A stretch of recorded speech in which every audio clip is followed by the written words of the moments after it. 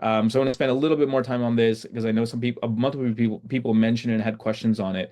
Um, Agents, in some cases, may overshare their data through chat tools, and this kind of comes back to this idea of not giving an agent access to too many different MCP servers or data sources at once, right? There's a principle in security called principle of least privilege, if any of you heard of that, right? And so, the way to mitigate this in the enterprise is that we have what's called human in the loop, right? Because an agent, one of the core ways that it functions is through a loop. One of the cool things about an agent, like for example, when I gave that example of, oh, hey, go search my email, it starts to think, it looks at my calendar, it does things, and it actually continuously is performing actions on my behalf, like going and checking multiple data sources, thinking about what it should do, drawing out a plan, taking the prompt or input that I gave it, and mapping out the tasks and output that it needs to generate for me, and kind of the way that it works is that it plans, reasons, observes, and acts, and it